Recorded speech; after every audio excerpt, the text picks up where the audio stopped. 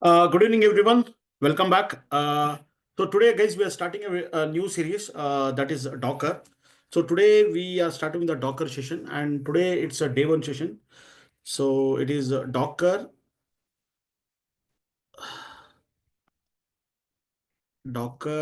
day one session, and today the date is 23rd of Feb 2025, and today the timing is evening 8:06 p.m. IST. Thank you, Amrit. Thank you for joining this call.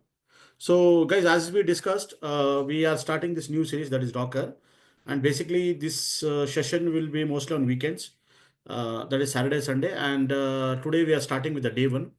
And we will be having every weekend, like Saturday, Sunday. So, what is my plan? As of now, like we will be having this Docker session on the weekends itself. Weekends, like Saturday, Sunday, as I discussed earlier, Saturday, Sunday evening, 6 to 9 p.m. IST. So 6 p.m. to 9 p.m. IST. So this 3 hours we'll be spending most of the things in Docker only. I will give in between the break also, like half an hour break, so that our entire session would be around for around 2 hours, 2.5 hours. Okay, so this would be our weekend break actually. This Saturday, this Sunday today, we are starting the day one. So and from next weekend onwards, we'll have a full-fledged class. It means that we will try to sit for more number of hours. Okay, so don't worry. Every this 3 hours it will not be continuous. I will take like 1.5 hour session first, and then like I'll give a break of some 20 minutes. Again, we can no, we can rejoin the session, and again we can continue further. Actually, like that we will do it.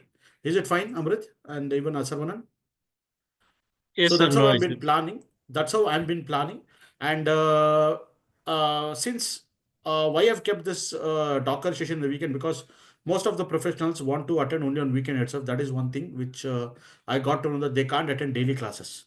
But what we will do, like going forward, like one our Ansible is also going on. So Ansible will take another, I think, 2 more weeks or 2 more weeks to complete. Once it completes, with your request, I mean, with a collective discussion with all of you, I will push into the weekdays also, so that every day 1 hour we will take it, so that we will try to finish this course also very early. So and as I discussed in the introduction class itself, I mean, when I was discussing about this course, like this course would be around 30 hours, guys, the total entire course. So we need to sit for 30 hours to learn the entire end-to-end Docker. And many of the advanced things also have come into this Docker. And I'll be adding all those advanced things also. Plus, I will be doing some 2, 3 projects also with this Docker, because once we come into Docker, then we can achieve the whole complete CI/CD pipeline. It means that you can integrate the Jenkins, Docker, SonarQube, all security related tool like Trivy or Docker Scout, right? All these tools will come to the picture when we are doing it Docker. So Docker is something where, like we try to we can able to do a lot of projects actually, right? And also, as you know, Docker, through Docker also you can do the deployment also. It means that your application want to run into the containerization technology. So we have a Docker swarm. So you can even go and directly deploy into the Docker swarm also, right? So that and all we'll be learning, and we'll be discussing about all these things. So this would be a very quite interesting Docker session, where we'll be learning from very basic to very highly advanced level. We have to learn everything. And recently I explored many things on Docker Swarm, Docker Secrets, Docker TLS, everything in securities like Trivy tool, Dockly tool, DOCKly, Dockly, and Docker Scout, and a lot of other intern concept of C groups, namespace, different types of namespaces. We'll go into deep dive into the namespace, C groups, and all that itself. I'll be taking almost like 3, 4 hours. I'll be taking only on internals of Docker. So if we learn all such things, I think we will be in a very good position to to make sure that like we will be answering any kind of a question on Docker. And of course, when we start with the Docker file, I think it will be coming after, maybe after 10 or maybe after 10, 12 sessions, we will come, not that much, maybe after 7, 8 sessions, we'll come across with something as a Docker file. Docker file itself, I'll be spending around 10 to 12 hours. Almost like you will see that like 4, 5, or not 4, 5, around 7, 8 sessions will be only spending on Docker file. So that is also quite interesting. Many examples will be executing through Docker file, so that we'll learn end to end everything. So that's a promise I will give you, that in this 30 hours, we will become something expertise in the Docker actually.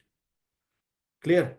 Now, the thing is that actually, why we started with the Docker actually. See, Docker is it's a container, is the is one of the tool which which is used for achieving containerization. So what is containerization? Everything. What is isolation? Containerization means isolation actually. In one single term, isolation. What is this isolation is all about? What is this container technology and how Docker comes to the picture when it comes to the containerization? All such things we will be learning very soon in some time or maybe in today's session or else we'll start with the next session. That's all. And somewhat like once this Docker is done or once Docker is completed, somewhat people will are interested to more even learn to the Kubernetes also. So this Docker and Kubernetes go hand to hand. It means that they people want to learn the Docker in tool effectively. So now in today's hard time, guys, when it comes to the job requirement or the opportunities actually, now what has happened means there's a hard truth that you have to any candidate might be he might be an experienced candidate or he might be a fresher candidate, right? Say for example the fresher instance, I'm not exactly saying fresher, he will be like 1 or 2 years of experience, still we'll consider him as a fresher only, right? So with 1 or 2 years experience or with up to 15 years of experience, right? Whatever the experience you are holding actually. So Docker and Kubernetes is a very, very important tool, very important tool. And without the Docker and Kubernetes, right, we cannot, no, in fact, you will not even get a call also in any interview if you don't mention a Docker Kubernetes in our resume. And also don't showcase any kind of a projects or real-time hands-on with the Docker Kubernetes, you won't get any call. That's a hard truth now. So we have to go with that itself. It means that there is no escaping now. We have to know Docker and Kubernetes very well. It could be a 2 years experience or it could be a 15 years experience. Everyone, any experience level might be the Docker and Kubernetes is the heart of DevOps actually. We have to learn in a very effective way. Right. So that's what whenever you learn Docker and Kubernetes, any of you learn it actually from the day one onwards, you please concentrate on the day one onwards and start learning Docker and Kubernetes effectively. See, as per my knowledge and understanding, there are four important technologies where every company is looking for. One is a Docker and Kubernetes.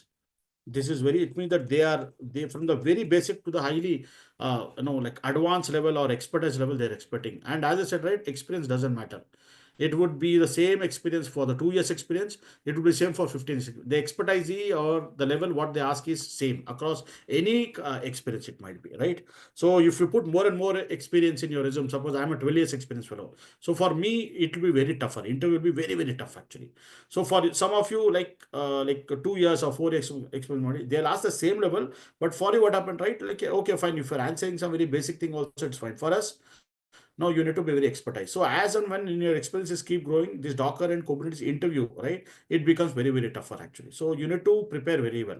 And as I said, right, from the experience like 4 year onwards, like 4 to up to 15 years experience, you all are treated equally. It means that even the experience will also be asked the same level of questions will be asked for him. Even the 15 years experience also, the same thing will be asked. So now coming back, what I said, right, there are four technologies are there which they are looking for. One is a Docker and Kubernetes, which is very important. One is a pipeline, which is nothing but it will be Jenkins or it will be GitHub Actions,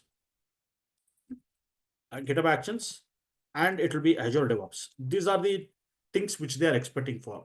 Some companies they are working for GitLab. Some companies they are working for some of those harness tool, right? That's all. Like some companies are using it. Okay, I mean, in some requirement, this might be asked heavily. So I mean, if you're saying that okay, I'm good at with this, okay, then still they will call for an interview. You can stick to your experience only, saying that only I know this one. If you're not aware of GitLab, try to update it when you get time or else leave it. And Azure DevOps is something which has become very mandatory nowadays. It means that anyone who is learning Azure Cloud, for him, yeah, it is good that you have to even learn Azure DevOps also. Try to explore a lot of things on Azure DevOps, how to write pipeline and everything, how Azure DevOps is integrated with many other tools like Terraform, Git and everything. Not Git, Terraform is there, or else any other tool is there, right? How it is integrated with that, you have to learn that also, and you have to execute some few projects on Azure DevOps to explore like how exactly the Azure DevOps work. So up to that level, if you learn, right, I think you will be able to crack the interview question answers related to Azure DevOps. So this is the second technology which they are expecting from you. And the third very important is the Terraform. Terraform or a cloud formation technology, cloud formation templating, sorry, or else in your Azure you have ARM templating or we call it biceps and is biceps. These are the technology which they are looking for. So it is for infrastructure as a code. So this is the third one which they are expecting. And the important one, the last one, is a Python actually. So guys, without this four technology, I would say that we cannot get the job actually. Even if it applicable for anyone, it could be applicable for me, it could be applicable for you, for anyone. The story is same actually now. So with this four technology only, you will be able to get a job actually. And of course, many of you know that, like, of course, the cloud is also very important. We should know cloud somehow. But this is something where, from the DevOps perspective, the companies will be looking for. Suppose tomorrow, if I come and I say to the company that, okay, sir, I am very expert in Ansible, they'll say it's very good. No doubt, it's very good. You know, you understand about one tool, very good. You know about how to write Ansible playbook file, good. But with that itself, you won't get a job. So Ansible is something which will not fetch a job for you. Same thing, if you say that, sir, I know Jenkins very well, they'll appreciate your knowledge. No doubt, you're good, you know everything. But only with the Jenkins is not something, a tool which will fetch a job for you. Or Ansible is not a tool which will get a job. Or observability tool, it is not that one thing which will fetch a job for you. Even if I tell you Python, is only knowing Python will not fetch for you a job for you. Python, you should have a knowledge on automation skill set, and where, in which platform you are doing it. Python, say for example, you are doing all automation into the cloud technology. Yeah, you should know cloud actually. So AWS or Azure with Python, yes, it will fetch a job for you. But knowing only one tool, it will not fetch a job for you, right? But whereas these four technologies, which I'm saying now, these four technologies, with these four technologies, definitely will fetch a job. And this is what the reality is. Is it fine, Sarvanan? Anmod sir, do you agree with this statement? Yes, sir. Yes, Raj. So these are hard to sir. We cannot run away from this. We have to accept it. We have to go with this itself, right? Because this is what it has been asked in interview, right? So this is what I want to just convey the information to you now. Now the thing is that, like, we are starting with the Docker, right? And Docker is something which every company is looking for. Many companies are there where a lot of projects are running on Docker itself. But slowly they have understood, okay, Docker is not which will give us the end solution. So the end solution, what we are going to get, is through Kubernetes. So slowly, all the companies which were running their application onto the Docker container, into some Docker Swarm cluster, now they are moving into the Kubernetes cluster, right? And some companies who are working on the Docker Swarm, Docker Swarm cluster, which the companies were running their application or their containers or their microservices which they are running, now they are slowly moving into the AKS or into the EKS. So this is a hard reality. It means that you should have a knowledge on the Docker Swarm also, some little bit extended knowledge, not like full-fledged. I need not to have very in-depth knowledge, that is not required, but at least you should know the technology, how exactly you can deploy an application into the Docker Swarm. Same thing, how do you deploy an application which is a containers application into the ECS or into the ACS actually, Azure Container Service actually. We should know, right? But it's not like that we need to have in-depth knowledge. But when it comes to Kubernetes, yes, we should have in-depth knowledge.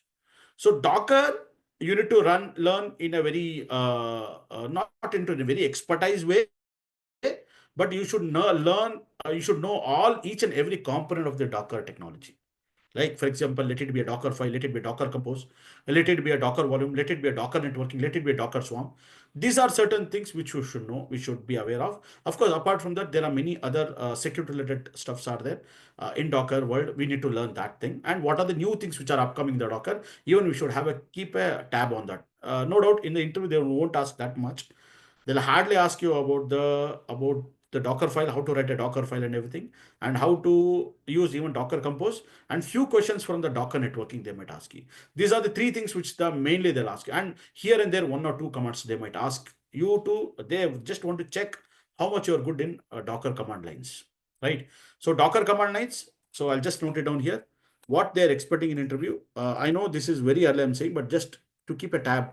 So in the interviews, what are the general interviews which they're asking in today's time?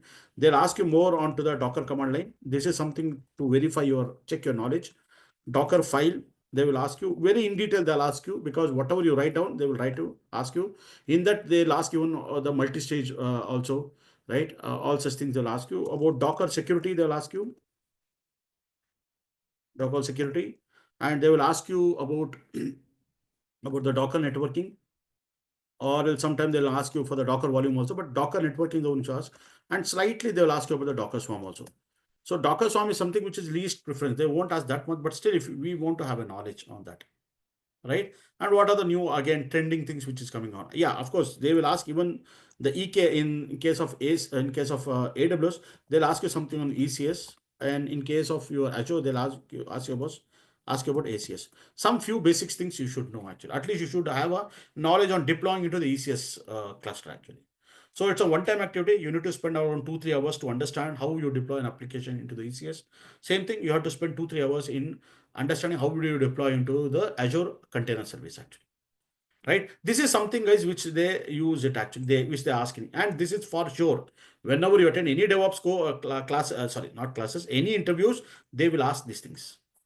Is it fine? Apart from that, they won't ask anything. This is what they're asking. And in Kubernetes, yeah, everything they're asked. From the very basic to the very high funda, very highly, the new things which have come up into the Kubernetes, everything they're asking. In Kubernetes is something which we cannot give any kind of a discount.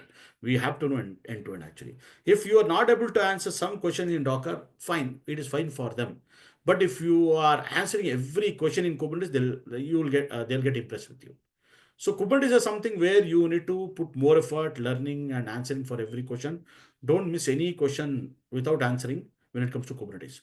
Docker, okay, fine. Because you're not used that much of Docker and your whole projects you have worked on Kubernetes, some cases, some people might not know everything in Docker. Oh, fine, that is okay. If you're not able to answer certain things, they will ignore that. Okay, fine. But if you're answering every question in Kubernetes, that is what the impressing point actually. So Kubernetes, they are more interested. Pipeline, they're more interested. Terraform, of course, they're highly interested. And on top of it, if you tell about the Python and if you say that you have did a lot of automation and if you explain all the automation and when you are attending all kind of a coding interviews and you're coding the code and you're explaining all the coding things, definitely, guys, you will definitely land into a job for sure, right? So this is something which they expect from all of us actually, and we have to stress in this technology only. Clear, sir? Okay.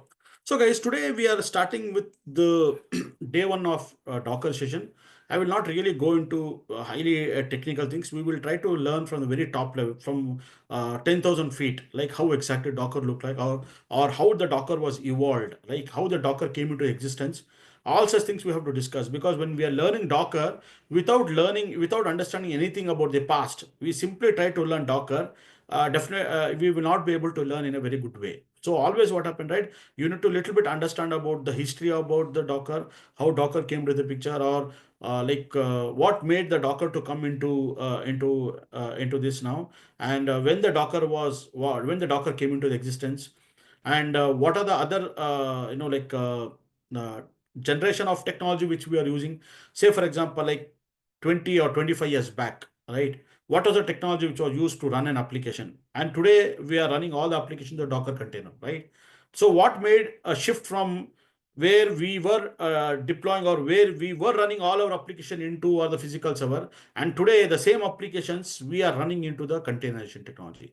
So there's a bigger transformation has happened from the place where the applications were running onto the server, physical server, or into the virtual server. And today the time is that where we are running all the applications in the container. So that's what we need to learn about the container technology. So today, in any domain, let it be artificial intelligence, let it be a machine learning, right? Let it be any kind of a big data or anything which we are developing the application. All the application, more or less, they all are running into some containerization technology. And the most preferable containerization technology which is used in today's time is Docker, right? So we need to understand the history behind like how Docker came into existence, and that's how we will start it today. Maybe like we will not be able to get into a complete Docker today, so we will keep it something like a very non-technical, not very much technical today, but at least we'll try to understand the history behind how the Docker came into existence. Is it fine, guys, with that? So from next week onwards, we'll spend more and more time on Docker. So next week, we will be learning about a lot of things on Docker and also like installation part, what are different types of installation you have. And we will land up with a Docker architecture, Docker client, Docker engine. There are many stuffs are there which we need to learn slowly one by one. That is how our journey will start, right? And that's how as I said, right, it will take around 30 hours means you need to spend a lot of amount of time in understanding the Docker and Docker commands. So at the very initial, we'll be learning many things. Once we learn it, then we will go into the very core component of the Docker everything, right? We will get into that level. right? Okay, fine, guys. Thank you. So we will be learning now. So let us try to understand about the generation, or else not generation. I can say evolutions. Evolution on running applications. So, guys, in the way back, like around, if you see like around 20 to 25 years back, suppose for example, early 90s, like in 1995, 1998, or early 2000, like 2000, 2001. I'm talking like almost like 20, 25 years back, right? How the applications were deployed, right? And how the applications were running actually, right? So let's understand this by something like a hypothetical application. Say, for example, I want to develop an application. Let us take an example of e-commerce application, right? Okay, so e-commerce. Or is why e-commerce? Always I take a e-commerce. Let us see something like what are the other applications we have? HRMS applications there. Yeah, I'll take as a ticketing system actually. We know, right, these days we have ticketing system, right? So for example, when you travel in the bus, when you travel in the railways or airways, or else you travel into a metro, you go to the movies also, everywhere there's a ticketing system is there. Even in our at our office also, when we work, right, usually we get a lot of tickets and we assign a ticket, right? There is something like a ticketing system is there. So consider that we are building some ticketing system, right?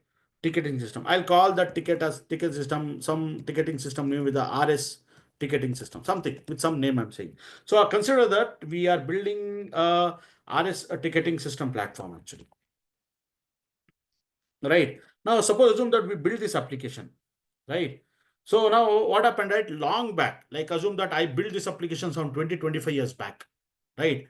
How the end user was able to access it at that time, you know that 20, 25 years back we didn't have mobile, right? We had only desktops or laptops, right? If you consider even in the year 2000 or in 1998, I'm just saying, I'm taking some year. At that time, we didn't have mobile actually, right? We didn't have a mobile. And all the people were accessing the application through laptop or through desktop only. And we all were using browser only, right?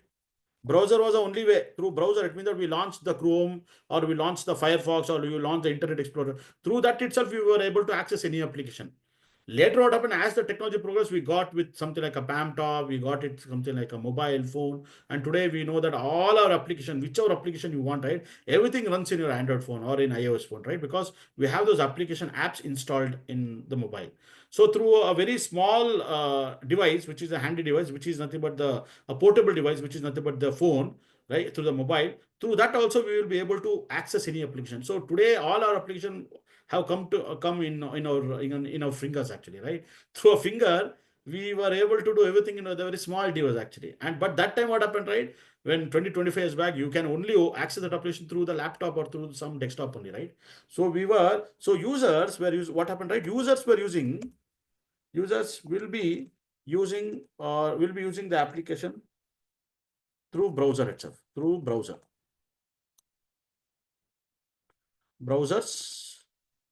to access the application. Correct, guys? To access the application.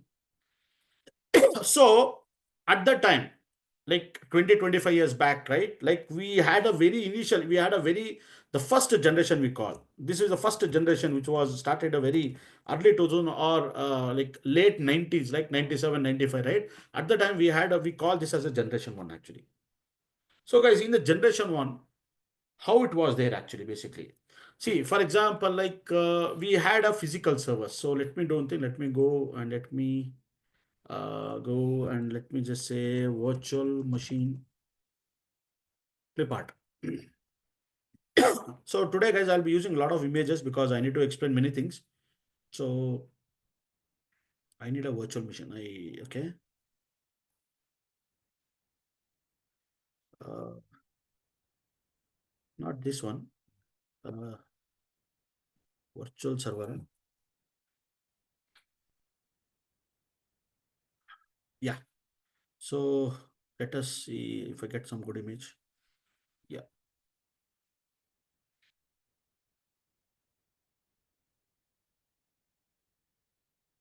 Yeah, I can take this one. So guys, we had a physical server. This is something like a physical server actually. We had, right?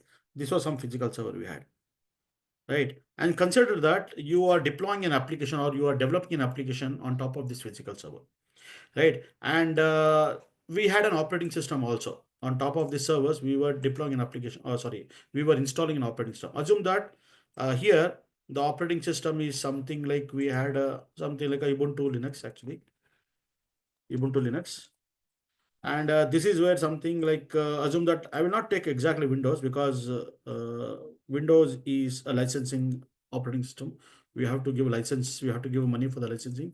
I'll use an open source or the freeware, which is not but Linux. So I will take a Ubuntu Linux and let me take a Red Hat actually, Red Hat Linux. So these were the two servers where we on top of these two physical servers. So these were two physical servers, guys. Physical machine, physical hardware or physical servers, right? So these are the two physical servers where we initially we have an operating system. It means that we install the operating system, right? And this is where what happened, right? We were deploying our application. Assume that on this physical server, you are deploying some database actually. Say for example, I am deploying some database like MySQL database, right? So this assume that this is the database which you are doing it actually.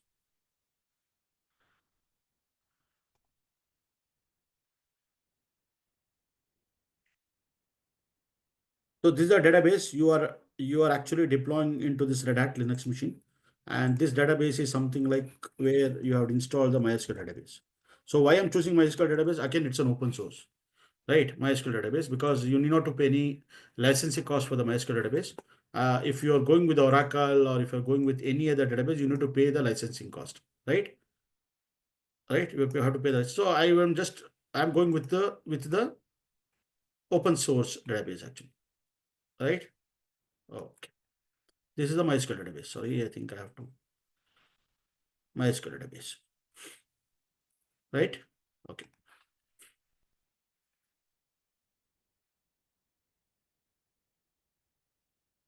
MySQL DB. Okay.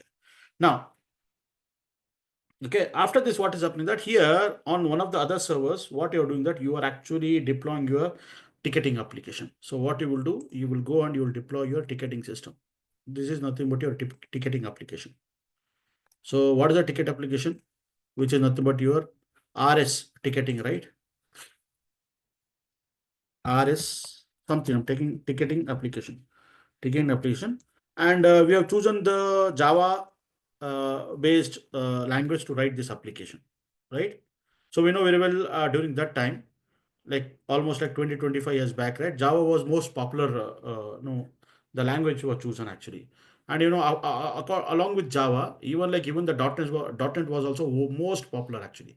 But since way back 20-25 years back, right, you cannot have a .NET framework deployed or running on top of Linux machine actually. That was not supported. In today's time, now it is supported. But during that 20-25 years back, right, Microsoft Windows, right, they didn't support it like all those .NET framework to be run under the Linux operating system, right? So that's the reason when I'm choosing the Linux, actually, you have to go with the Java itself. You cannot write a .NET based application and make it run under Ubuntu Linux or into Red Hat Linux. That was not supported 20 or 25 years back, right? Fine. So now, right, and we know that actually that how this application was accessed by the end user, we know that there is something like a Chrome browser or some browser. So I'll just take it as a Chrome browser actually, right? So we had a Chrome browser. Through that Chrome browser, what happened, right? This application was being accessed by the end customer, right? So basically you have this, right? Like this, we had a end customer where they were accessing this application, right? They were accessing this application.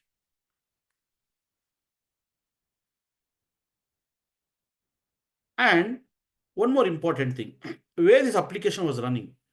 Basically, to run an application, right, we need some kind of a server actually. That is nothing but we need some kind of a application server, and that is nothing but your Tomcat server actually. So here what happened, right? You need to install even the Tomcat also. So we need to have a Tomcat server. On top of the Tomcat server, what is happening that you were running your Java application. So most of the Java-based application, guys, if you take Java-based application, it can run in many of the application server. Like for example, we have a web sphere where we can run the IBM's web sphere is an application server where you can run the Java application. You can even run the application in the WebLogic, Oracle's WebLogic cluster. You can run you can run your application, Java-based application into the JBoss server, JBoss, EAP, and EWS server actually, right? You can even run your Java application into the Apache Tomcat server. So the various different application servers are there through which you can host your Java-based application. Am I clear, sir? So you can choose any one of this, but for our requirement, I have chosen the Tomcat server. So Tomcat is a server, application server, which we install onto the Linux machine. And on top of this Tomcat server, you go and you deploy your application, Java-based application. That's how it runs actually. Am I clear on this, sir? And whatever the hardware which you have chosen, assume that this is a physical server you have procured, you went to the market and you have bought this physical server, and you have bought with some configuration. Say, for example, this server is something like, which is something like a 4 virtual CPU with something like 16 GB of RAM and 1 terabyte of hard disk actually. HDD because of hard disk. So this is something, this is the configuration through which you have purchased this hardware. I think more or less the same, like you will also purchase for even for this server also. Even this server also, physical server will also have the same configuration, right? Am I clear on this, sir? Okay. Now the stuff is that actually that, okay. So what was the generation one? Generation one application. What we did basically, right? We used to run the application like Java based application, which is ticketing system, Java based, onto the physical server. Way back, I'm saying like in early late 90s or early 2020s, right? We were doing the same activity. We were deploying in physical server.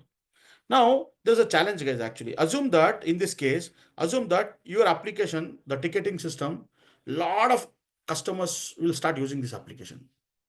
So there will be heavy traffic onto this application server. And due to which, what is happening that what are the resource which is being provided by a physical server, okay, this 4 virtual or 16 GB of RAM memory, right? It might not be sufficient. So then what you do, assume that your lot of traffic comes and your application goes down actually. So suppose like in 2000, early 2000, right? Or during that time, if I go and say that, sir, my laptop is too much, has become very slow, sir. If I go and talk to the IT engineer, IT team, he will say that, okay, do one thing, do reboot the system, will say.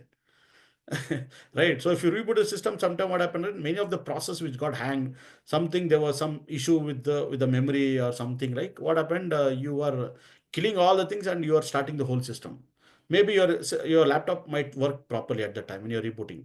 But here what is happening that when you are having a server and when we are running some critical application, something like ticketing system, and a lot of traffic is coming in, more and more users are accessing the application. If your server goes down, it's not because of something, it is because of the hardware constraint. It is because of the hardware constraint. It means that what are the resources which is being provided for this physical server, this is not sufficient. So this much of hardware resource is not sufficient for this ticketing system. Then what you will do? So during that time, what happened, right? They used to go and purchase one more hardware like this, right? They will go and they will try to purchase one more hardware. They'll go and they'll purchase, sorry. They'll go and they'll try to purchase one more hardware. Like this. Right. Or else they can take the same server, they can increase the virtual CPU and they can even increase the RAM memory also. But maybe your hardware might not support to upgrade it. Sometime it will support based on the hardware, based on the motherboard and all. Sometime it doesn't support. You know, right? Certain constraints are the hardware where you cannot increase the hardware capacity. Then in that case, you have to go with the new server only. So here what is happening, guys, you need to increase the server. The number of servers will get increased based on the based on the load or based on the usage of the application, you have to tend to increase it actually. So in that case, what happens? In that case, what happened, right? You need to invest a lot of money. It means that you need to invest the capital for buying these servers actually. And buying the servers is not so simple. You need to buy the server, you need to maintain it, you need to keep an administrator to manage everything, you need to have a room or a place where we call the data center, where you need to have a proper cooling system, electricity, like a good very network good networking, 24 hours electricity. So many things you need to manage to keep the server up and running, right? So the capex are nothing but it was a huge capex means capital investment, we say, right? Capital investment. So what was in the generation one? Capex was required actually. Capex means capital investment was huge actually. And one more thing, what happened, right? Whenever you are doing it, everything, so you will not do during the development of the application. When you think about coming up with that application, before that application get developed, you need to have a server itself. You need to have the whole setup. It means that it requires something like an upfront investment. You need to first invest, right? Then only you can start doing things. You cannot say, okay, I will develop this application, but later tomorrow I'll go and bring the hardware and all. No, you need to have a hardware first, because you need to understand, okay, I need to deploy at any point of time. First, let us have a hardware set up in a place. Then only I can go and I can deploy the application, right? So that's what you need to do, an upfront investment. And the second important thing is not about, you need to even have something like an OPEX. It means that operation expenditure. It means that, as I said, right, you need to keep a person who is very good at managing this hardware, right? This hardware. You need to keep an administrator who is very good at networking. You need to keep someone who will manage the whole data center, right? So you need to keep a person who manages this application, who will always be keep monitoring this application, right? You need to keep some person who will always be upgrading the system. Suppose, for example, if any patches comes, you need to upgrade the operating system, you need to upgrade the networking, you need to upgrade everything. So you need to keep a separate one person for that. So a lot of OPEX is the thing, but operation expense is also required, because you need to keep a lot of manpower, you need to keep it for making this run. This is what it was happening earlier. It means that OPEX means something where you say as an operation expenditure. Operation expenditure. This was something which was really stuff. It means that this was something which was really required at the time. You need to keep a lot of people, okay, for running or for managing this application, everything. Let it be administrator, let it be like a developer and a testing team and all. So many team peoples were required to manage all this application and this server running, right? So this is something like we call, it's not like a disadvantage. It's something like this is what, the thing. And one more important thing is very, very important, which I just realized now. Now assume that this is the server where you are running this application, right? This is the main application that the ticketing system is running in in this servers actually. Consider that, right? This is the server where you are running your this application. Now you might ask me, Rajesh, whether try to run any other application on the same server. No, guys, we don't deploy two different applications on the same server.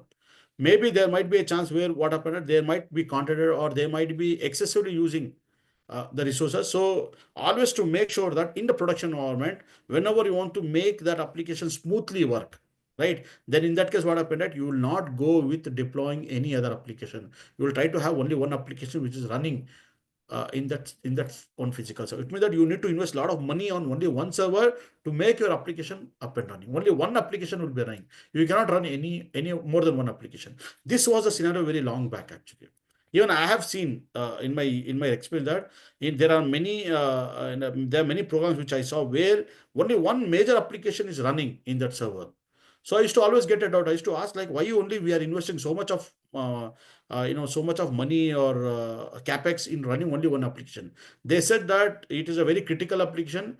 At any point of time, that application shouldn't go down. That's the reason, to make it safeguard, and we are making it very highly secure. We don't want to run any other application. We don't want to allow to run any other application on the same server.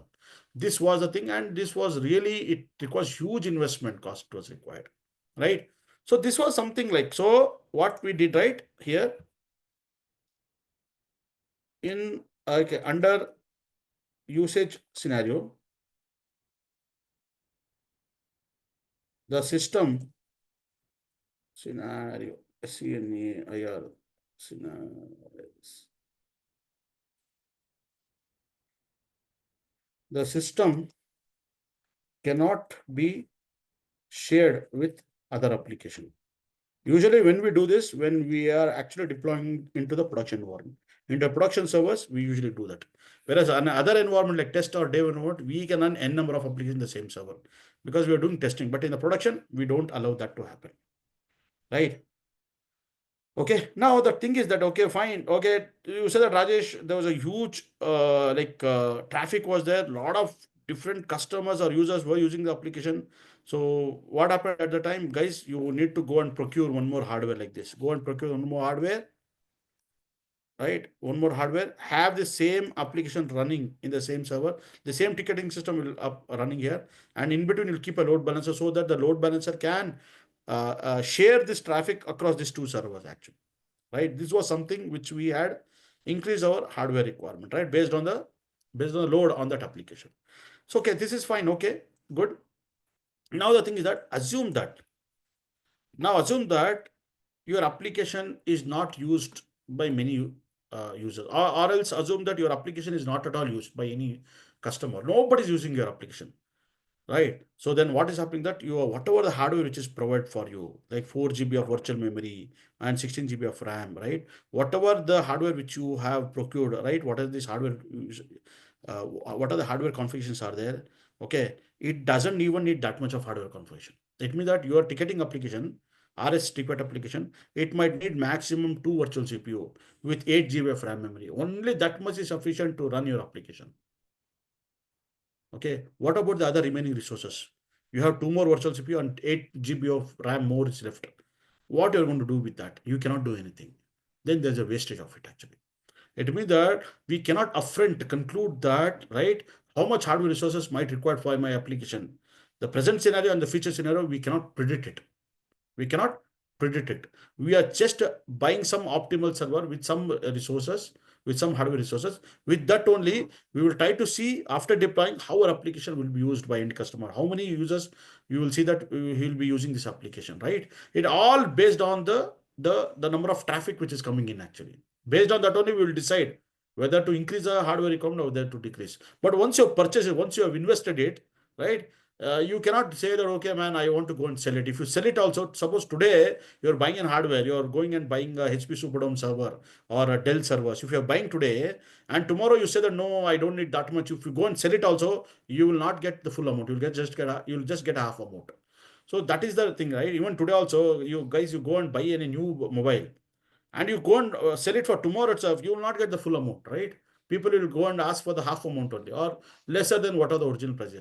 So hardware demand, hardware is like that. If you invest the money, you will not get any returns at all from that. You will get very less returns if you are going for selling it. So now what happened, as I said, right, the circumstance or the scenario where your application is not at all being used much actually, then in that case, whatever the resources which is there as part of this resource, it has not been fully utilized. This is something where you are seeing this, where they're seeing where you are watching or where you are seeing the okay, wastage of the resource or wastage of the hardware resources. Am I clear, sir? This is what the reason, right? So what happened? What is the disadvantages actually? Disadvantage in some scenario, disadvantages is that actually sometime the hardware resource is not completely utilized. Utilized. Then there is a wastage of that resources. So guys, for this is the one major reason. This was one of the main reason where we came across with something known as a generation 2 actually.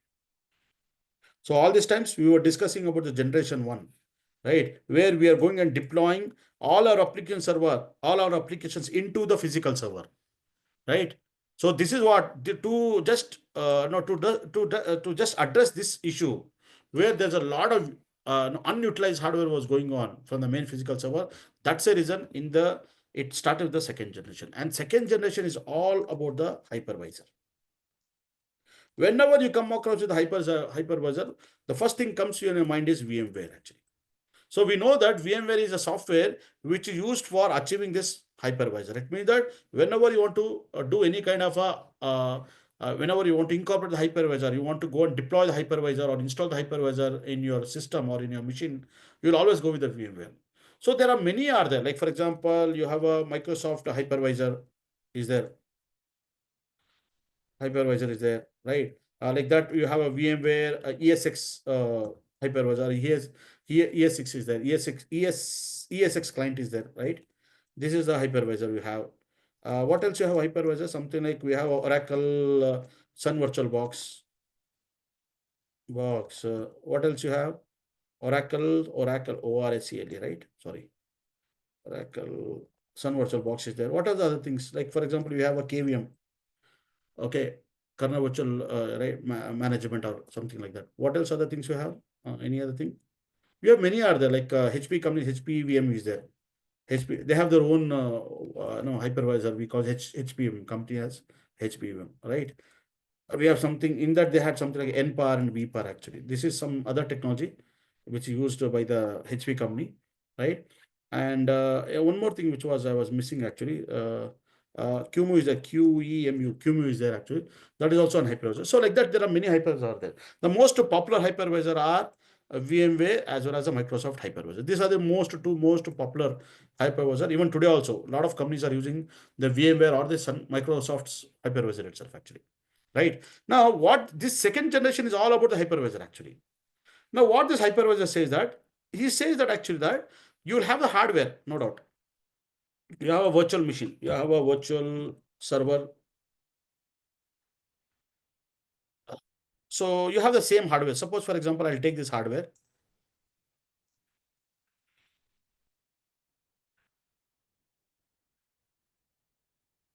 So you have this hardware, right? You have this hardware, and on top of this hardware, what we do that we don't go and install the operating system. What we do basically, we will go and we will install the hypervisor actually.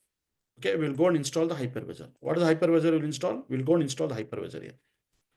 Right? What is the hypervisor use? I'll just say I use that VMware hypervisor. Hypervisor, VMware, what is that? ESX. Right? This is what we do it actually. And what we do basically is that uh, we will try to do it. What we do on top of the hypervisor, we'll try to go on.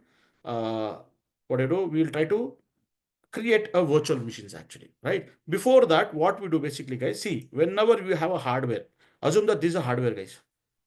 This is hardware you have. You know that for every hardware, for each and every hardware, you have certain things like, for example, you have each and every server will have its own network, right? So you have a virtual, something like virtual network card or network card, clip card. So you have a virtual network like this. Yeah, this is what it is. This is nothing but your network card you have actually like this. In your hardware, I'm saying. In your hardware like this, you have this, right? Similarly, what happened, right? You have something of the RAM memory, right? So if I go here, I'll just say RAM memory part. You have a RAM memory, right? I'm just taking. So this is nothing but the physically you have this RAM memory, you have virtual CPU also. Every hardware will have this RAM memory, virtual CPU. What else you have? You have something like a virtual CPU also, right?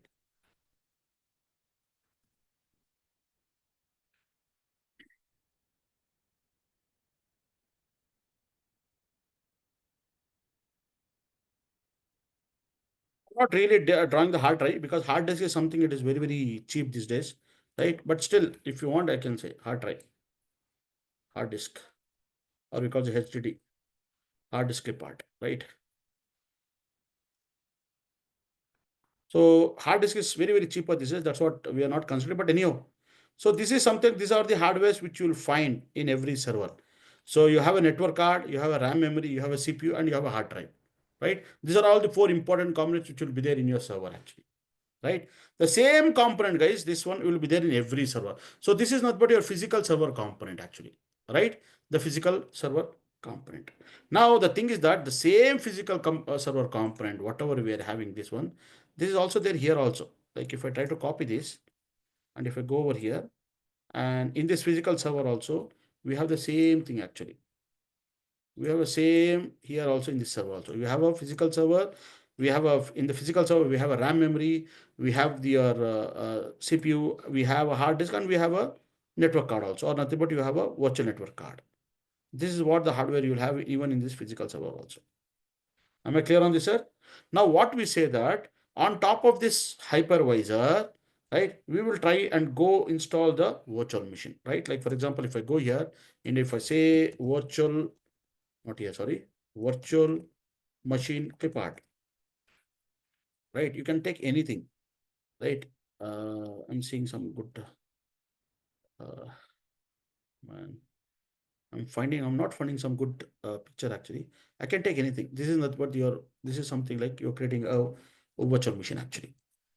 This is a virtual machine which you're creating it. On top of this hypervisor, you're creating a virtual machine. So this we call it as a virtual machine,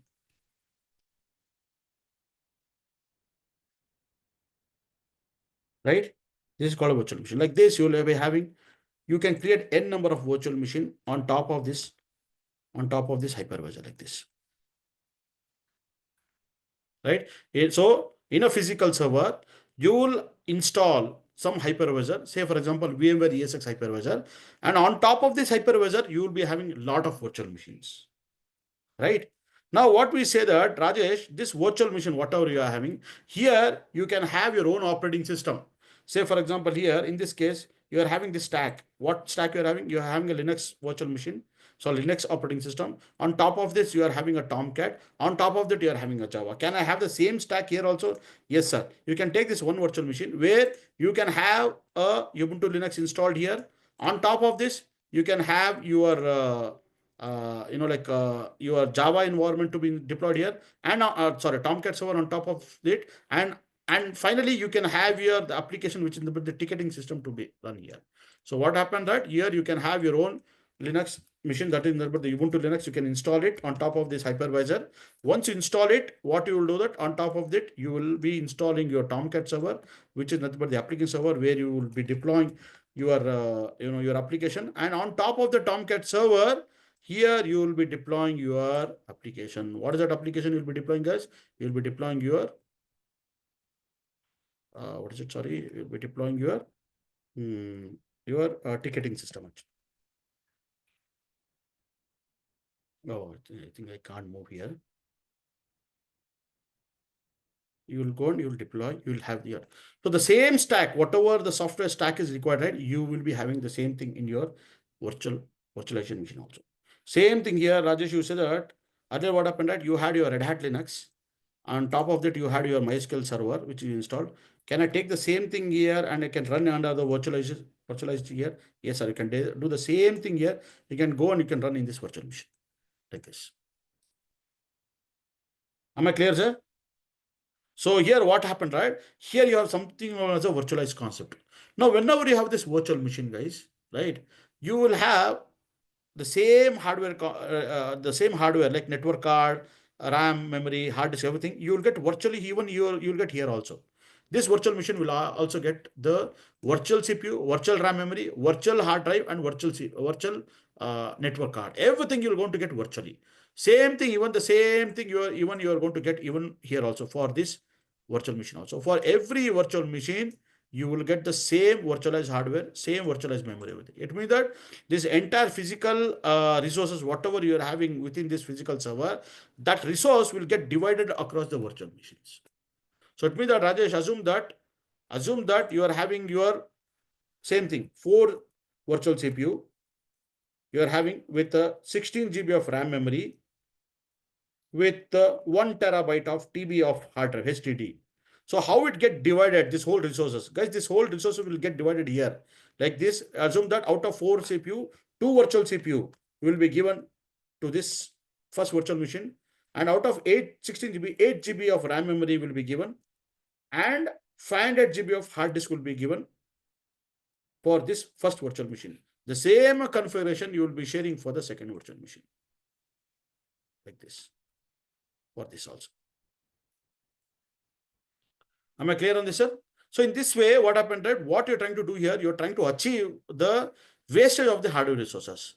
That is what the technology which came into the picture in the generation 2, where in the generation 2 you are trying to reduce the wastage of any kind of hardware resources which you used to see in the generation 1. In the generation 1 there used to be a lot of wastage of the hardware resources. Now what happened, right? You are effectively using all the hardware resources up to its maximum extent in the hypervisor. But a question comes, Rajesh, is there any way where the hardware resources are being still not completely utilized in the virtual machine? Yes, sir. There are many cases are there where even here also some or the other hardware will be a wastage actually. Suppose that you might be running one major application virtual machine, right, where it needs only one virtual CPU, 4 GB of RAM memory. Again, here it's a wastage actually. Again, one virtual CPU and 4 GB of RAM memory is used. Suppose that your virtual machine, whatever the application which is running ticketing system, it might need only 100 GB of hard disk. That's all. It doesn't need more. Then there is a wastage of 400 GB of hard disk. So here also in the generation 2, I'm not saying that there's no wastage, but what happened that you can as an end user, we can utilize effectively, right? So now the thing is that what is the difference you're seeing here, guys? Here what happened, on top of this virtual machine only, sorry, on top of this physical server, we are installing the operating system. So here what happened, the operating system has a full control of this hardware of virtual RAM memory, CPU, hard drive, everything.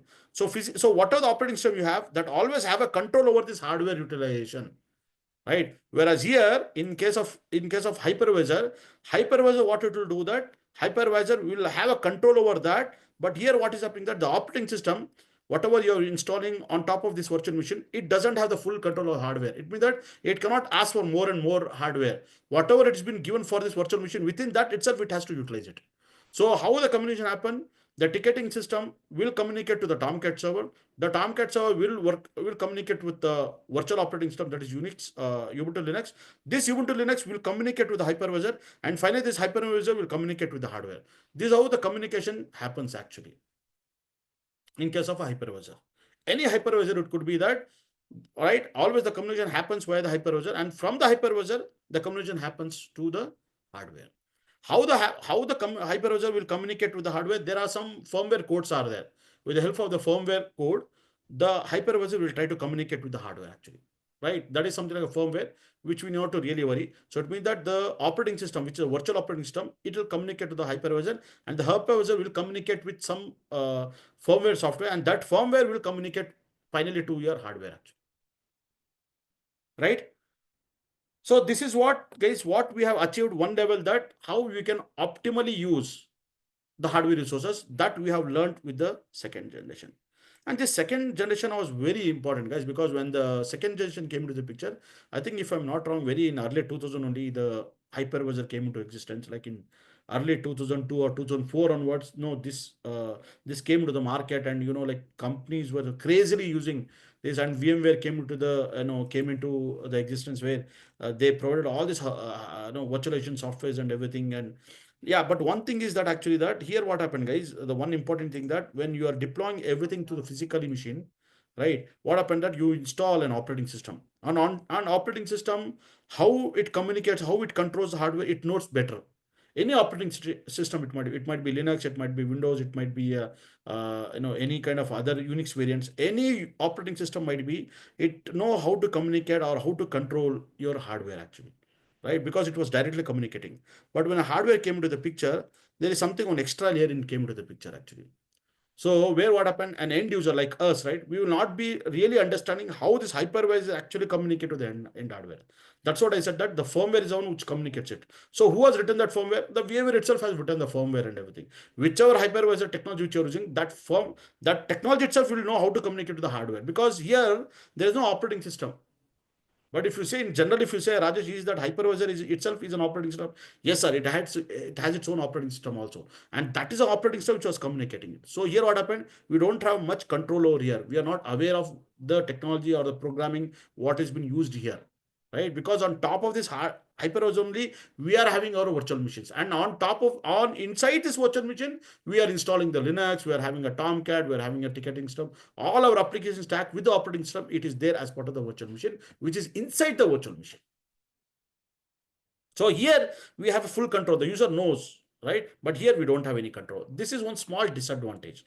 And I mean, because as a company, right, when you're working, we don't have any control over that. We cannot optimize also. We cannot do any much changes also, because we need to strictly follow what the hypervisor is providing for us.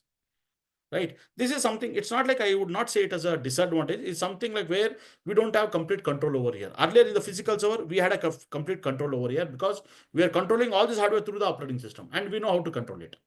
Any end user, it might be, he know how to control everything through the operating system. Am I clear on this until here? Yes, sir. Sounds interesting? Yes. Yes, yes, Rajesh. Okay, sir. Thank you. Yeah. Now, so this is one thing, and mm, I want to add some more point. I was just thinking what to add it. I just forgotten something to add it. Okay. Virtual machine, fine. You will get all your virtualized everything. So now, one thing you will ask, okay, fine. In the hypervisor technology, so Rajesh, whatever each and every virtual machine is getting, this is something like where you are getting a virtual CPU, virtual RAM, virtual hard drive, everything. What is it, virtual or is it physical? What you are getting? Sir, it's virtual only. So, I mean, you will ask then, what do you mean by virtual CPU, virtual? It is virtual means virtually through software actually. So when you install an operating system, that operating system, Linux operating system, Ubuntu operating system, it virtually understands that what are the hardware I needs. I'm able to get that hardware from here. It doesn't really understand that there is something like hypervisor below me who is actually providing all these resources. Because see, as an end user, what you need, as an end user, you say that, sir, my application should run, sir. That's all. So for the application to run, what application Tom requires? It needs a Tomcat server. Okay, because it needs a Tomcat application server. Oh, I know that. Okay, there's a Tomcat server is there. Okay, it is running fine. So where the Tomcat can run, the Tomcat can run an operating system only. Okay, how the operating system will run effectively? Because if it gets a hardware resources, it can run optimally.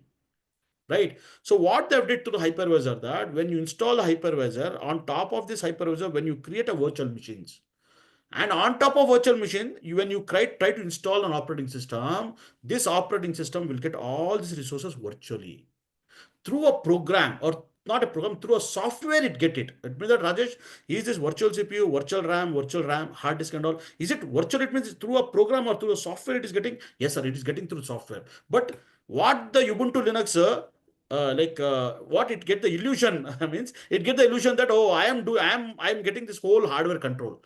But when it is trying to do an operation onto this hardware, when this Ubuntu Linux, when it is doing an operation onto the RAM or onto the CPU or into your hard drive, it is in turn, it is communicating to the hypervisor only. So the control go to the hypervisor, and finally the hypervisor will communicate to the hardware actually. But for the ticketing system or for that application, it is getting illusion that I'm actually working on the physical server only. But it is not, right? It doesn't know. Even this virtual machine one, it doesn't know, even know that there is something like a virtual machine two, which is actually running on the same physical server. It doesn't know, because it is in an illusion, or it thinks that I am the only application which is running. I am the one who is completely utilizing the whole hardware. I am the one who is running. Nobody else is running. That is an illusion. That's what virtually it understands it. So that's what in real world virtual means. We say it as a false. It's a false, right? We say it as a false. Same thing. This Ubuntu Linux also operating system which is running it. It also virtually thinks that, okay, whatever I'm getting, everything I'm accessing through physical only, but it is not physical. It is getting virtual through a software actually. And that software, who is giving that illusion, or who is giving that hypervisor? It is sorry, who is giving that all that virtually? The hypervisor is giving. So what the hypervisor software is doing, the whole hardware, whatever the hardware is, the physical server is there, right? It literally divides the physical server virtually among the different virtual machines which is being created under this server. So if you're creating n number of virtual machines, it will divide equally, or what are the configuration you need, right? It will divide this resources virtually among all the virtual machine which you are hosted or which you are running on top of this hypervisor. Clear, sir? So that's how it happens actually. Clear? Okay. And as I said, right, this resources, everything virtually it will get for each and every virtual machine. Right? Good, sir. Now, come back here. I'll just say, what is generation 2? So, hypervisor. Okay, you'll say that here in the generation 1, what I can say. So, I think I have already said the problems, right? What's the problems in the generation 1? We'll discuss that. Hardware is not fully utilized. I think I've written already here, right? Sorry. The disadvantage I've already written here. Right? This is a disadvantage, not fully utilized actually. There are many other disadvantages are there. I'll write it down. This is one of the major disadvantage actually. Right? Okay. Now, in case of a hypervisor helps in creating virtual machines. Right? It helps in creating virtual machines. What are the other things? Using hypervisor, we can create multiple virtual machines on top of the physical machine. Correct, sir? On top of the physical server, we are creating a virtual machine. So this virtual machine, we call the VMs actually. We call the VMs, right? That's what we say. Okay. So what is an advantage you're going to get in the hypervisor or into the generation 2? The advantage is that actually, I can just list it down here, advantages. So the advantage is that actually that hardware, Hardware is used to its full potential. Right? That's what it means, that there is no wastage of hardware, but still, as I said, right, we will find some wastages. Okay, that's something. And uh, one important thing, what happened right here also, as we need a lot of capex, we need a lot of people to manage this hardware. Let it be a like hardware maintainer, or let it be a Linux maintainer, right? Administrator, or else network administrator, support team. You need a lot of people to manage this whole hardware and the whole operating system or the application stack. Everything you need a we need a operation cost. It requires, even here also the same thing. The problem with the same thing here, even for managing these virtual machines and maintaining all this hardware, everything, you need a people actually. So that is one of the major problem in case of even hypervisor also, or into the second generation. So what is the problem is that actually, hypervisor, hypervisor is costly, and maintenance also is also more actually, little more actually, right? This is what one disadvantage actually, right? And the advantage is that hardware is used full extent. The second is that it is very easy to work with the virtual machines actually, VMs. It's very easy. You need not to really do that much of take much of pain to manage everything. It is very easy to create a virtual machine and to manage everything. That is what I could see the advantage actually, right? Okay, sir. What else you required? Any other thing? Okay. The Now the thing is that actually here, one important thing. Yeah, somebody saying something. sir, the physical storage. If you want to use, right, more number of physical servers, right, that space has reduced, right? Yeah, obviously correct. The What you said is physical. right. See, yeah, that's what I was coming to your point already. What you're saying. Now the thing is here that, sir, you are in case of a generation, you have one physical server. On top of that physical server, you are running your application, which is the ticketing application. And because it's a production environment, you don't want to really deploy any other application. Suppose, for example, this is the website which you hosted. You say that, Rajesh, can I host one more website? You can host it, no problem. But people usually they do not do that, because they will see that actually it might impact my application execution, right? That's the reason what happened. Usually we don't go with deploying any other application onto the same physical server. Only one application will be running. Either it might be using all the hardware resources up to its extent, or it might not use. It doesn't really matter when it comes to when it comes to the hardware utilization. But we will make sure that only one application is running. What's an advantage you are getting over here in hypervisor is that in a single hypervisor you can create a virtual machine, multiple virtual machine. In the virtual machine, in the different virtual machines you can run the same application. So it means that, Rajesh, the ticketing system, it is also running in this virtual machine. In the same ticketing system here also, in here also you are running it actually. Here also, same thing you are running here also in one more virtual machine. It means that, suppose in the production environment, in the production server where you have this physical server, and on top of that you are having a hypervisor, then what happen? You can have n number of instances of the same application. So guys, 1 minute, actually, 1 minute.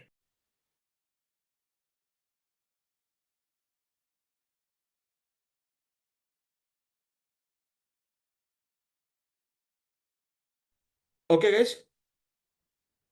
Okay, so that is an advantage that you can have a n number of instances of the same application running in a hypervisor. But here in the physical server, we were not doing that, like because we were many factors were there. Considering that we were making that same one application running under the one physical server only, right? Sarvana, this is what you are asking. This is what you were saying. Yes, sir. Is this was the question? Whatever I said, this is what something you were thinking, right? Yes, yes. Okay, sir. Good, good. Fine, sir. So, sir, actually, like I was thinking to start with the generation three, the last generation, which is a contingent technology. But I will stop it here itself. The next two is nothing but the generation three, actually, which I want to really address now.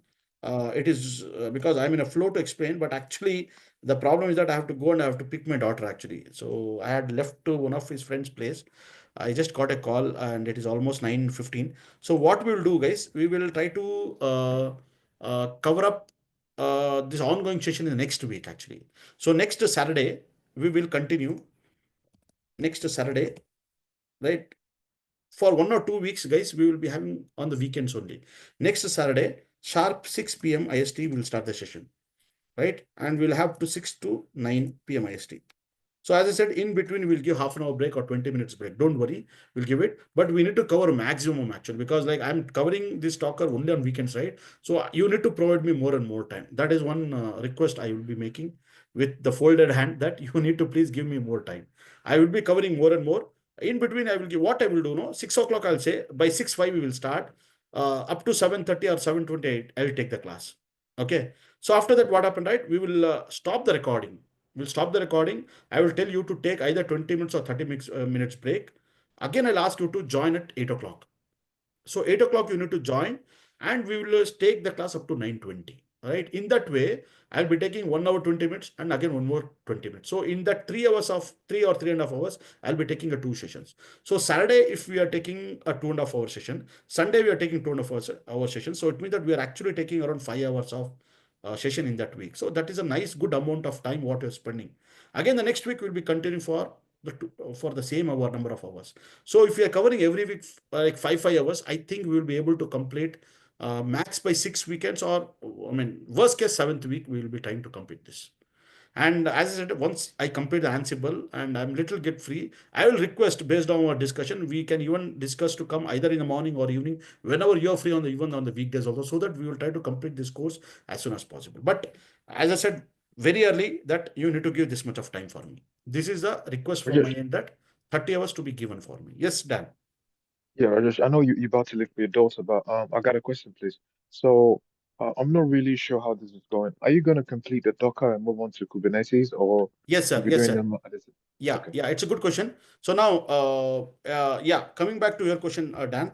Dan, actually, I already discussed that actually Docker is very important for all of us actually. Even in today, many of the industries are using Docker. So we all have to familiarize with the Docker. But I would say that whatever you spend in 30 hours of time, whatever we are discussing in Docker, that much is sufficient. You need not to really explore any other extra thing in the Docker. We don't need that much. Why we are spending this 30 hours of Docker? Because that you should become little experts in the Docker. That is one thing. And second, that in an interview, you should be able to answer all these questions. My Okay. main motto is that you need to learn effective way that 30 hours or whatever you give the time, where you can answer any kind of a question related to Docker in an interview. This is what I Mm. need. Apart from this, Rajesh, do you have to really spend more and more time on Docker? No, sir, not required. But Okay. what you need to give more and more time is a Kubernetes actually.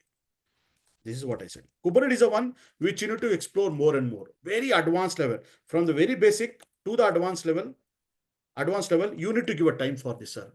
There is no escape in the Kubernetes, sir. Please, I'm a humble request to everyone who is attending this session. You need to give maximum time. Every class, whatever we take, sir, you have to complete then and there itself. And you need to even the truth of see, sir, the truth of Kubernetes is to read the Kubernetes documentation. This is a hard truth, sir. This is the one sentence I will say that whenever you want to become an expertise in Kubernetes, you cannot understand Kubernetes very well without going through a documentation. This is what the ultimate truth. You ask any trainer, any guy who is very good at Kubernetes, he'll say that have you read the Kubernetes documentation? And the problem with each one of us that we never read the Kubernetes documentation. We will try to always listen who somebody says it actually. If suppose some trainer says something, we will listen to him. We will see what he's doing.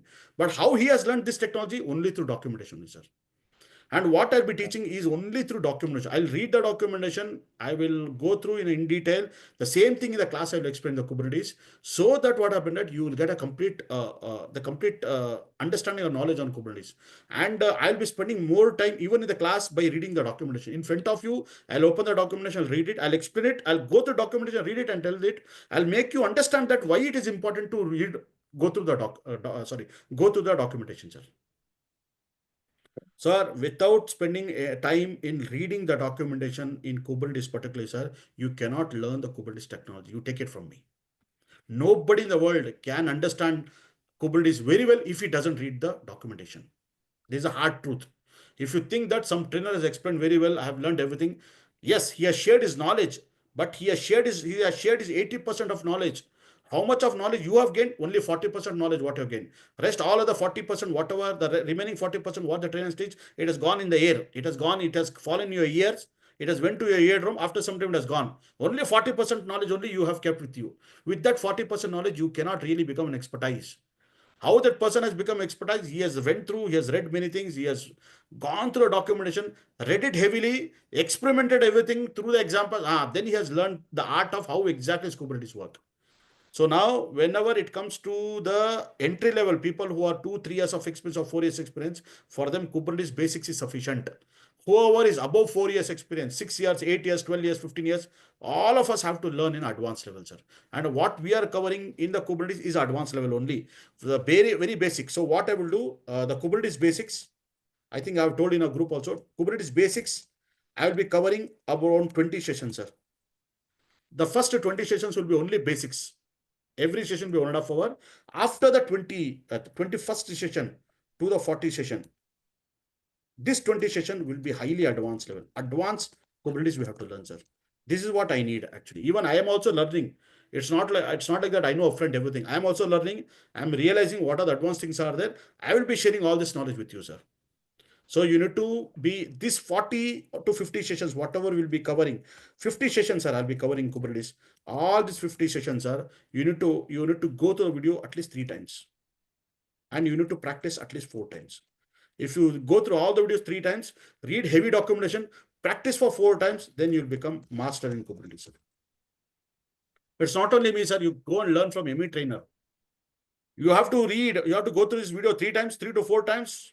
You have to go through documentation heavily, read it, practice it 4 times, then you'll become master. Then you can crack the CK certification. You can crack the CK certification. Even you can crack the Certified Kubernetes Developer Admission, certification. Any certification you can develop, you can even crack any interview. Any interview you can crack. This is what I would say. Am I clear on this, sir? Yes, sir. So what I'm trying to tell here, Dan, coming to a question. So when you are going to start it, this one. So I'll be starting very soon because we will, what I will do that, I will try to start from the 1st March onwards. It's just 7 or 8 days left actually. Right. 1st March means like literally we'll be starting this week, Saturday only we'll be starting. So what I'll do that, I will start with the morning batch, I'll start. Right. Morning I will start because that, what I will do, I will not directly go with what is Kubernetes and all about. I will discuss about something like a Docker swarm. Docker I'll discuss about a Docker swarm, something very basic, and then I will be discussing with the Kubernetes. These are 3 things I'll be discussing on the day 1 of Kubernetes actually. Then we will see, we'll understand the difference between all these things. Then we'll understand why Kubernetes is more favorable. That is what we'll be starting on the day 1 onwards. So day 1, and after that, once we differentiate between all these things, then we understand, okay, why Kubernetes is so famous, why it is so popular, why every company is switching to the Kubernetes. When we understand the whole flow of it, then we'll understand, okay, I got to know why we are jumping into the Kubernetes. And then like we need to learn more about the Kubernetes architecture, everything, what are the Kubernetes interfaces we have, right? And the complete architecture and everything, all the command line, everything, what are the different ways of installing Kubernetes, all that things. Basically, it will start from the day 1 onwards actually. That's what. So there are various ways of interacting with the Kubernetes, right? And from after 3-4 session onwards, Kubernetes will get to deep dive into the Kubernetes documentation. I'll be telling everything through documentation. Everything conceptual will make you understand first without any documentation. Make you understand everything, and then like I will say that guys, how I understood all these things. I'll take you to the documentation. I'll open the official documentation. Go to that page. Give the reference to that. I'll say that guys, read this sentence, read this sentence, read this paragraph. I'll be keep telling the class, read this one, read this one. I'll make you to read for some sentences, understand what the sentence is all about. So one more thing, very important, guys. The important thing is, what is, what I have seen in the Kubernetes that actually there are documentations are there, no doubt. But the point is that a lot of many people doesn't understand even the documentation also. That's a problem. Suppose you open a Kubernetes manifest file, I'll say that, okay, Rajesh, I'm using a type as something like a service account.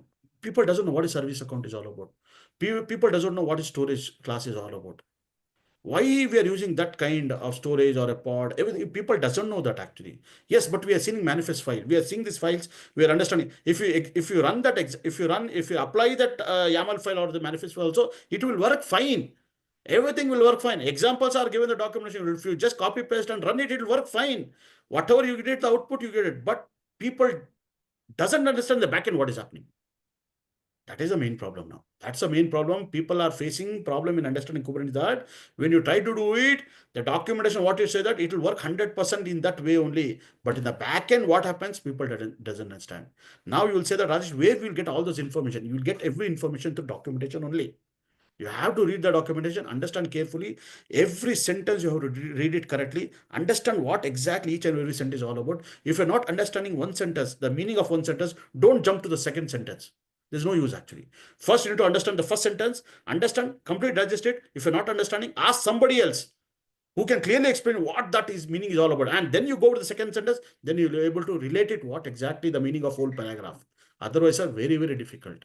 The same thing is in Azure documentation when you're learning Azure Cloud. The same thing in the AWS Cloud also when you're reading the AWS Cloud documentation. All these documents are fantastic, sir. This Azure community or AWS community or this Kubernetes community, all this, what they've stressed more, no? They've put their heart and soul in preparing this documentation, sir. And it is an open source. It's freely available. Anyone can go through the documentation and read it. But the point is that how much people can able to learn and digest it. That is what the main things are.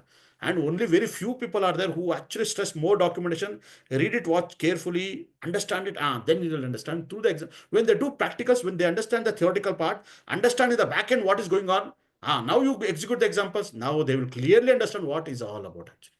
This is what I need from your end, everyone, that we need to learn in that level where we understand the implementation, what happens in the back end, that also you have to understand, sir. And this is a hard truth I'm saying. If you overcome from that, all these things, then you will become a master in Kubernetes, sir. Otherwise, very difficult. You'll be struggling, you not understand. Sometimes you'll give up, sometimes you'll not understand. You leave it as it is. You learn Kubernetes in a very shallow way. You will not learn in a very in-depth level, you'll not learn it because you fail to understand the document. You fail to understand the backend concept actually. That is what I am seeing in many people, that they fail to understand it. But, and one more thing important, sir, when you're understanding it, see, when you're understanding any concept, everything properly, what the next question to come, it should come to our mind is that where we are using this practically. That is what the second question should strike your mind. Okay, Rajesh, I'm using this container network interface. I'm using this. Where exactly practically I'm using? Oh, okay, fine. Example. For example, assume that, okay, I am running my Kubernetes cluster in my EKS cluster in my AWS account. Okay. Okay, I'm having some database which is there in on-premises. Suppose, for example, I am running some application, okay, into my Kubernetes cluster. How exactly my Kubernetes can communicate with the database which is there outside the network, which is there in on-premises? How exactly the communication will happen through this actually? What kind of a network interfaces, what is the CIDR through which it is communicating? Okay, what is the protocol it is communicating? How it is communicating? That we should know. And this is what they ask in interview. How it happens, how the communication happen, what are the things which you will be using it, right? Right? What is the network you will be using it? Suppose you are using a CNI like Calico or a Wave network, right? Everything. It has its own CIDR range. right? And now in the outside, in the on-premises, you are having your own CID range. Now, how the communication happening, how you are communicating within your two network, when your application which is running a Kubernetes cluster, when it has to communicate, it has to write something to a database which is then on-premises, how exactly it is writing the data, right?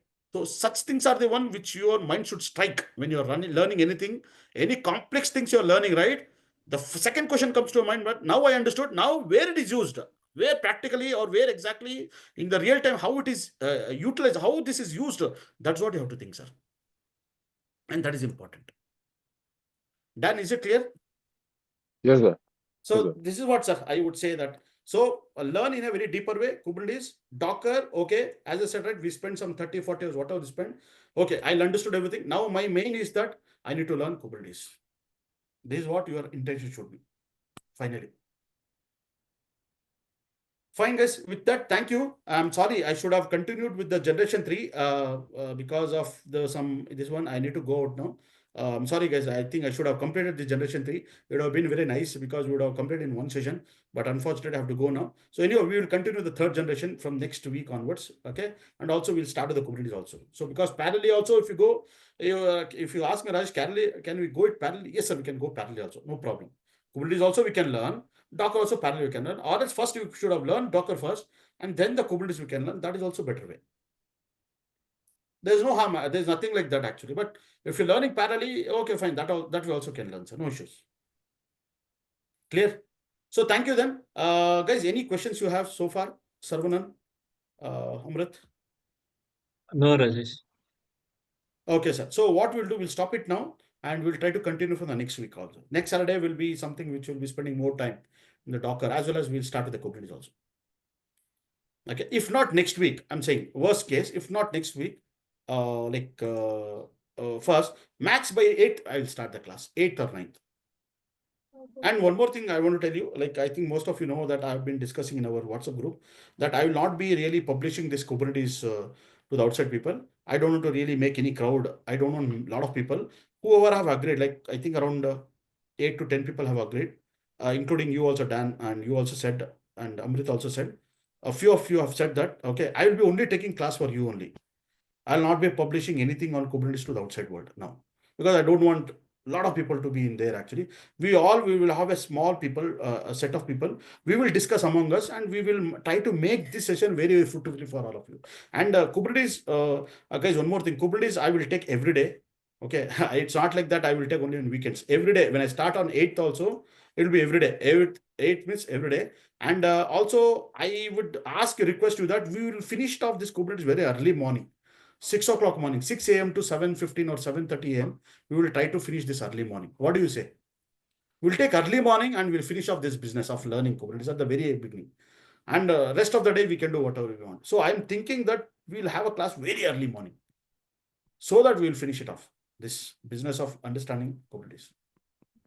Right? Whoever want to join, let them join. Whoever can't join, let them go with the recording. Is it fine? Let's see. I've not even decided the time, but I'm just thinking that morning, 6 morning. I think Dan, for you, it will be like early evening, something like for you. Yeah, I think it's 10-hour difference. Yeah. Yeah, 10 hours. So if it is not getting setted, if you say that Rajesh, this is not the, I cannot really sit at so early or so early evening. Let me know. We can even do the change also. I don't have a problem taking evening also, sir. I don't have a problem So taking so this time so also. so so Rajesh, I want to understand this. We'll be doing the Docker and Kubernetes at the same time, right? But you're No, saying that Kubernetes the will be evening actually. Kubernetes will be evening. Sorry, Docker will be at the evening, only on weekends, Saturday, Sunday. Kubernetes will be almost every day. If I start by next to next Saturday also, 8th also, if I start it on 8th actually, 8th, 9th, 10th, 11th, 12th, 13th, every day the morning it will be Kubernetes, sir. Okay. By that time, hopefully by God's grace, I would have completed Ansible also. So if you have completed Ansible, I don't have problem shifting the Kubernetes into evening class. I don't have any problem.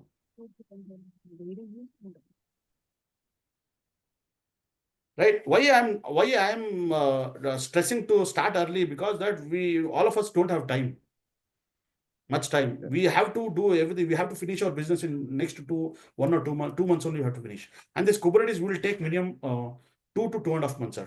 100% it will take 2 to 2.5 months time. You have to give that much of time. It'll, if you say, Rajesh, if we can complete in 10, 20 sessions, a little difficult, sir, you can't complete it. Minimum, you need around 50 sessions you need to complete this, because I'll be covering service mesh, HTO, Kubernetes security services, and some of the advanced things we'll be learning about the CSI, CNI interfaces, container network interface, container storage interface. So these are certain things which will be pushing more and more time there, trying to understand more and more, giving more time there in that actually. And this is the heart actually. And this is what in the real time they'll ask you. For all the experienced people, they'll ask more about this, all these advanced things only, like service mesh, HTO, interacting or integrating the Kubernetes with the monitoring tool like Prometheus, Grafana, right? Many other tool integration, and doing a lot of projects actually onto the Kubernetes. So all the things we have to, it'll take 50 sessions, sir. No doubt it'll take. But this 50 sessions in 2.5 months, or max, I'm saying worst case 3 months, we have to finish this.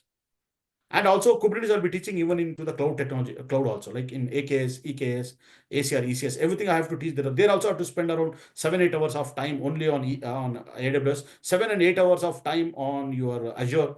So I have to teach even in the cloud also how exactly is Kubernetes work. So you could understand now that so many things are there to learn. Rajesh, this 50 sessions will take, aram set will take, no doubt. So now taking 50 sessions, take it, sir, it will take 2.5 to 3 months, sir. Next 3 months you will give happily, no problem. For all of us, including me also. I will also be learning, I'll also be teaching. So it will be learning for me also. It's not like that I know everything, sir, upfront. I don't know many things I don't know. But I will be learning and I'll be explaining the class with examples. I'll be teaching it actually. Sir, this session announcement will be in the separate WhatsApp group or the No, sir. existing? In the already few people have said I will create one more group and I will start it, sir. I don't need any publicity advertisement now. Already some 7-8 people have told come forward. They have pinged me separately, and they said that they want to attend this session. So I will be taking only those people only. I'll be taking class for them only. So we will not. I will not do any publicity in YouTube, sir. It's No, not no, not required. publishing. Suppose if you are taking the sometimes your that your plan has changed, maybe it's not taking the session, it will be announced in the WhatsApp group, right? That's what I'm asking. Yeah, correct, sir. Sir, any communication in our group only, sir. Okay. In the existing groups. No. I'll create a separate Kubernetes training Okay. one group. I will create actually. Okay. Like how I have a Docker, this one group is there. Same thing, I'll create one more Kubernetes actually. So Kubernetes, I'll be doing Kubernetes. In the weekend, when it comes Saturday, Sunday, Docker, we'll fix it for Docker actually, initially. So now you know that we have to run a long run, we have to run now. So next 2-3 months, we'll be busy in this only. We will not do anything, nothing. We need to don't think about anything about the CI/CD pipeline. Don't think about the Terraform. Don't think about any technology. Only think. Something people say, no, eat cricket, drink cricket, dream cricket. Like that, you have to say, eat Kubernetes, drink Kubernetes, sleep Kubernetes. Like it should be like that for us, all of us. Think only Kubernetes. If you're eating food, also you have to think about Kubernetes, sleeping Kubernetes, everything. Then only that Kubernetes will come to our mind. Otherwise, it will not come. Clear, sir? Thank you then. I'm sorry I took a lot of time. Oh my God, I have to leave now, sir. We'll continue from next week, sir. Okay? Yeah. Thank you All then. right. Thank you. Yeah, let Thank me you. stop the recording. Yeah. Thank you, Rajesh. Thank you, sir. All Yeah. right. Thank you, guys.